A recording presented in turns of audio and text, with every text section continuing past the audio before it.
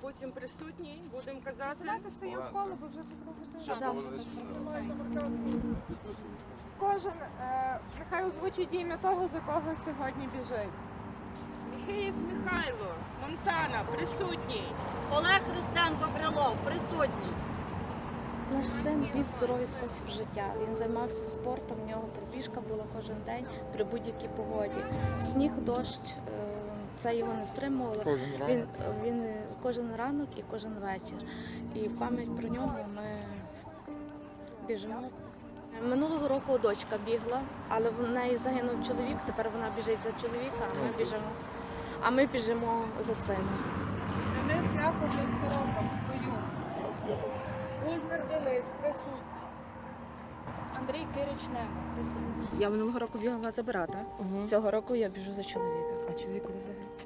В жовтні 23. Циганський Роман, це присутній. Я живу, я роблю якісь побутові речі, але я втратила відчуття смаку, відчуття радості, відчуття кольорів. Лишин Максим, Ажер. Так, це просто неосяжна, Лишин Ігор. неописуема пустота. Спринчани Олександр Грізний і його побратими 80-ї ОДШБ присутні. Ми стараємося сміятися, ми стараємося жартувати, ми стараємося кудись виходити, щось зробити, в чомусь брати участь. Але це не заліковує ту рану, це роздерта душа, це просто відсутність серця, я не знаю. Довгий час взагалі здавалося, що ми не вдихаємо повноцінне повітря на повні груди. Здавалося, що ми десь тільки злегка підхоплюємо тільки це повітря, бо така задуха аж була.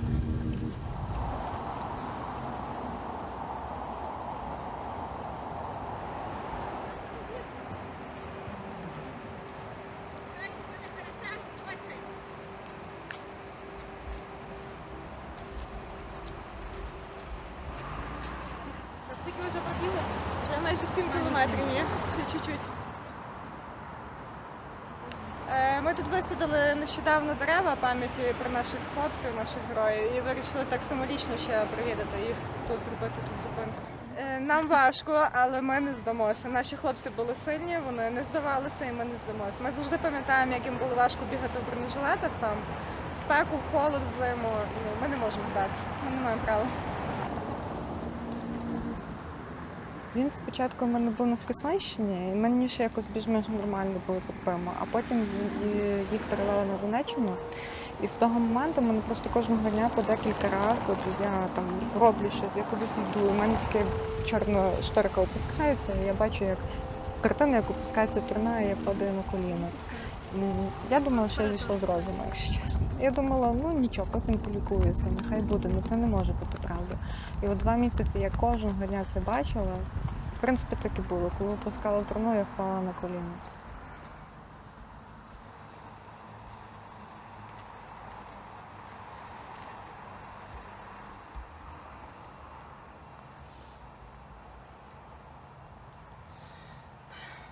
Я зробила це.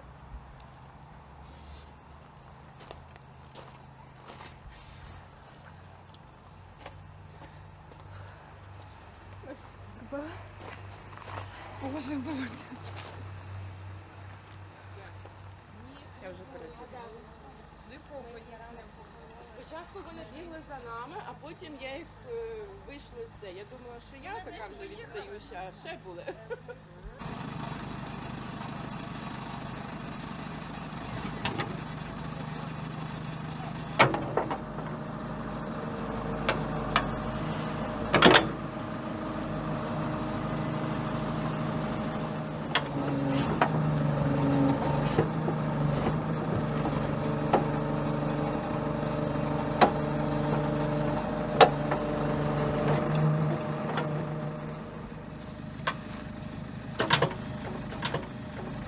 Сьогодні буде 3 похорони.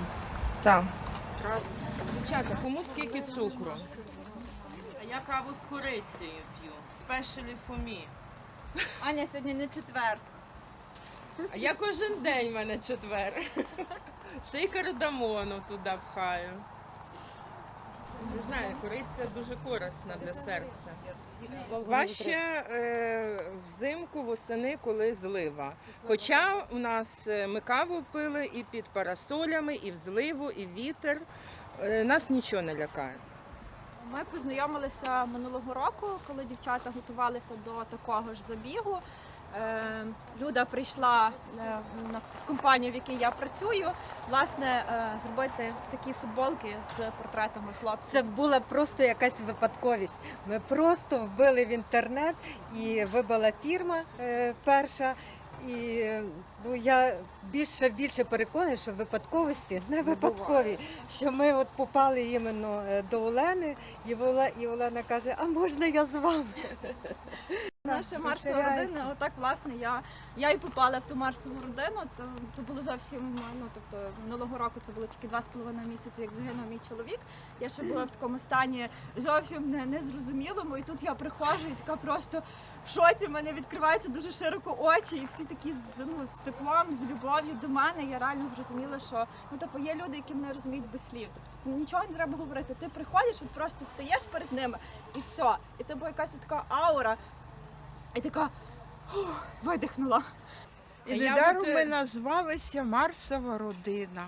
І так тримаємося. Я пам'ятаю, як з самого початку я приходила, я не хотіла нікого бачити окремо, ще лавки не було, я стояла.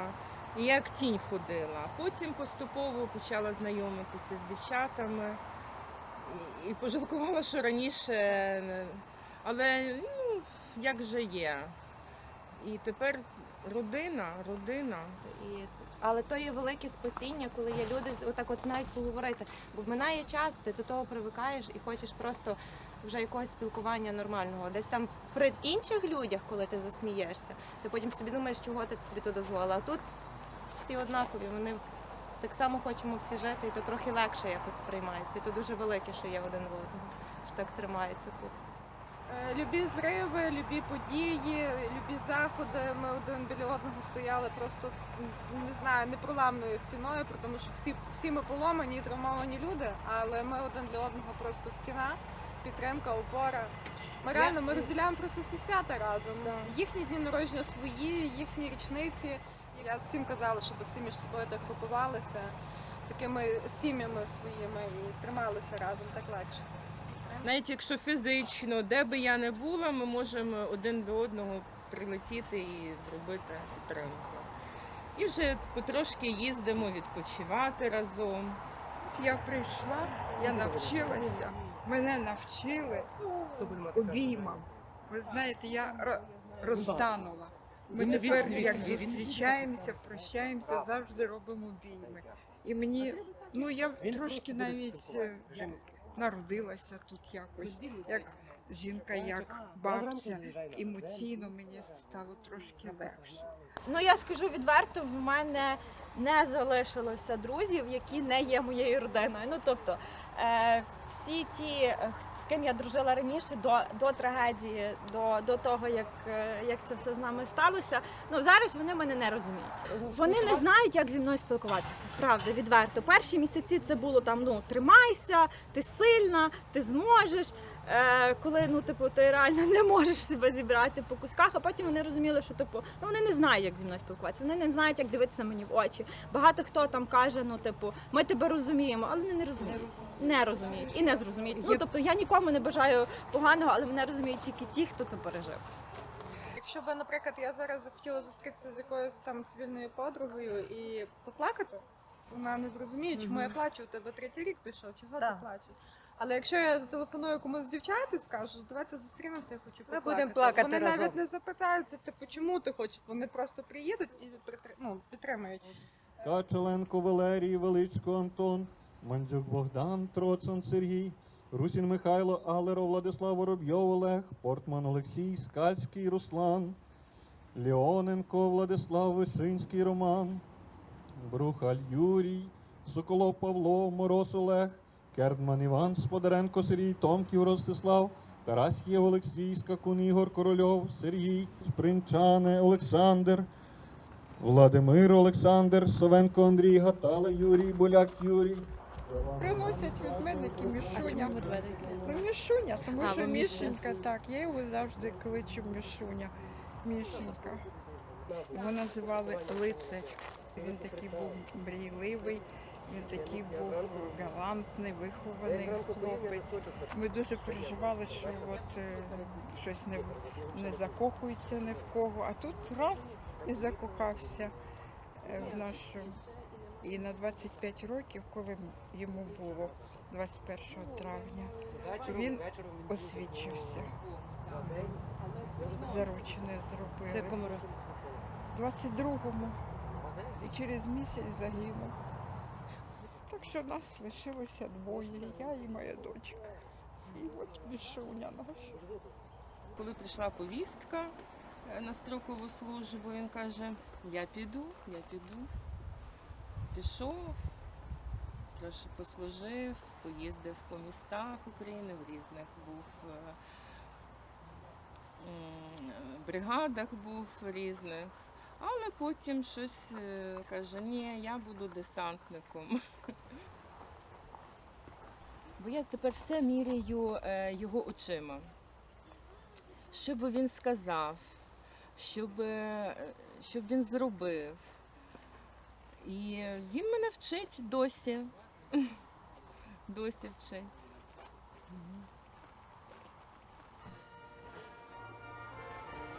Ми прощаємося з вільними синами України. А ми, азовці, прощаємося із наших побратимів.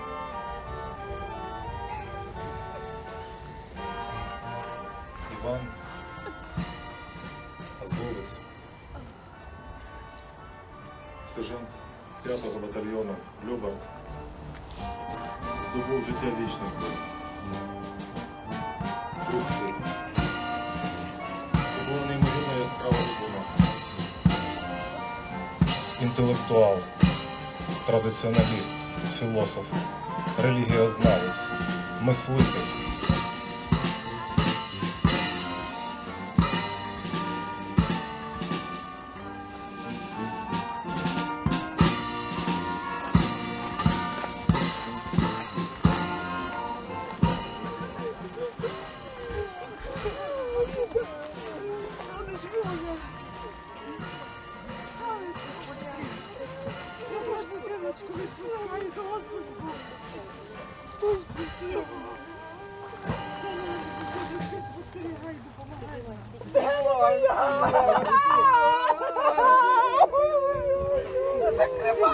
Герої української нації! Тричі! Слава! Слава! Слава! Тричі! Слава! Слава! Слава! Тричі! Слава! Слава! Слава! Пам'ятаємо! Помстимось! Чарівні несе, спайки туман напускає, ковдром зоряно вкриває. От буквально зовсім недавно я попала на похорон, тут вже якісь там, не знаю, 200 з чимось по рахунку похорон, на який я попала. І вони, знаєте, страшно це озвучувати, але я вже на похорон не реагую ніяк. Але коли там є діти, це складно. І хоронили чоловіка, і його син, можливо, 7-8 років, його покликали прапор приймати. Він взяв прапор і вже якби так розвертається йти, але в останній момент ще раз обертається до труни батька і віддає шану як військовий. Отак струнко стає. І я, яка думала, що я вже просто сталева, непроламна, я просто впала і почала ридати.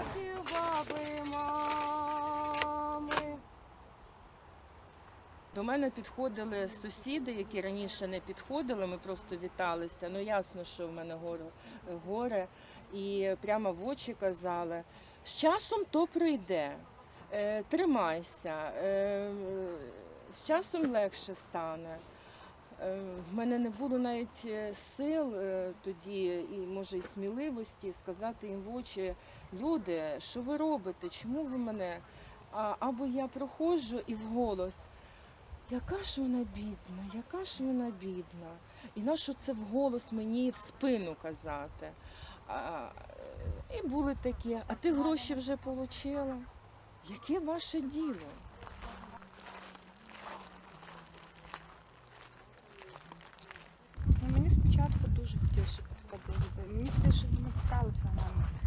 більше сприйняти. Тому що ми хочемо не тільки там пам'ятати обличчя і табличку. Ну, розкажіть, можете описати його?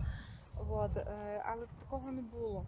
Але дратувало, коли хтось все-таки наважився підходити, і оці стандартні фрази «тримайся, ти маєш жити за двох, ти ще молода, в тебе ще все буде». Оце дратувало жахливо, тому що людина у вічії, не варто такого людині у вічії говорити, бо вона ще сама не вірить в те, що в неї ще може бути щось, якесь життя, що в тому житті ще може щось радувати. Ну, тобто, варто просто дати змогу людині поговорити. І запитатися, от, а хто він був? Чим він займався, а звідки ця фотографія, а яка бригада була. От якісь такі, тому що на початках дуже хочеться розказувати. Дуже хочеться. Зараз я нормально вже не серйозно, навіть якщо мені хтось підходить і каже слово там «тримайся», я то добре, тримаюся. Останні роки він працював в Європі і він був у відпустці. І тут почалась війна. Так, і він роботодавцю, навіть написали ми останній лист з Польщі. І він каже, що ми виженемо ворога і я приїду до праці. Коли мій чоловік загинув, я тут практично була зранку до вечора. Роботодавець погодився і дав мені відпустку на невизначений термін. І я приходила зранку, побула тут трохи, верталася додому. Що робити? Ну ніби куди йти? І знов зверталася назад. Сама себе витягувала. Спочатку в мене подруга витягнула покращити фізичне здоров'я, займатися спортом. А потім я познайомилася з нашими дівчатами з Марсового поля і ми стали один одного витягувати. Все ж таки спілкування з близькими, вже стали рідними, близькими, воно допомагає. На людях я трималася від самого початку, тому що я несла пам'ять про нього, я боролася за пам'ять, я розуміла, що мені треба щось зробити для того, щоб його пам'ятали. Він був скромним, тихим, мені треба було якось гучно сказати про нього, щоб люди знали, що він такий був, щоб люди зрозуміли масштаби того. Я кинулася в допомогу його побратимам, іншим військовим. Мені хотілося боротися. Я дуже сильно хотіла йти воювати, але я просто схудла на 10 кілограм, мене вітер зносив. Я розуміла, що з мене там толку взагалі ніякого. Так не можна казати чітко. 3-5 років. Психологи кажуть, що до року проживають певні етапи. Вони навіть вираховували якось по місяцях, шкала в них є. Я проти цього, тому що я пам'ятаю, я відчувала, що мені вже я більше справляюся, а потім я крок-два назад. Тільки хочу нагору вибратися і знов назад. На початку взагалі здавалося, що я не бачу свого майбутнього, я чекаю змін в житті своїх дітей, і там я якось ніби пристосуюся. Зараз вже, напевно, якісь все-таки плани будуються. Тому що вибору нема. Так. Життя продовжується. Ви змінилися за ці 2 роки? Так. Я за 2,5 роки не подивилася ні одного фільму. Якщо по суботах в мене були постійні серіали. Загалом, ми коли з людьою познайомилися, вона була надзвичайно налякана всього. Вона боялася взагалі будь-чого людей. А потім вона почала це долати, і зараз ми там будь-якого ми їздили на моїй машині, і тут вона нам поламалася, і Люда така, я зараз вирішу, ловить якогось чоловіка на вулиці, поможіть нам треба все. А раніше Люда б не посміла навіть там звук якийсь видати. Ми вже зовсім інші люди, ми себе пізнаємо, себе вивчаємо ще зараз. Я не можу себе зараз рівняти з тою, яка була до цього горя. Я зовсім інша людина. Я інколи сама себе не знаю. Я вивчаю себе, я розумію, що я хочу все змінити. Я хочу поміняти там все від освіти, від роботи, від буденних справ. Тобто ми намагаємося вчепитися за будь-що, що змушує хоча б трішки рухатися. Як би мені хотілося, щоб його повернули на один день, щоб він познайомився зі мною теперішньою. Тому що я раніше була теж все-таки трошки м'якохарактерна, Зараз я себе просто почуваю надзвичайно сильною людиною. Мені здається, що мені все під силу. І я би дуже хотіла, щоб він мене такою пізнав. Тобто це зовсім інша людина. Я в 22-му році, я в 23-му році, і зараз це все інший я. Мені зараз я більше впевнена в тому, що я хочу робити, хоча б я вже знаю, в якому напрямку я йду. Звичайно, постійно в мене думки такі, чому не можна було помінятися життями? Я би і зараз, якби його повернути, віддала би навіть зі своїми планами, ідеями, помінялася би. Чому так не можна в світі зробити, не знаю.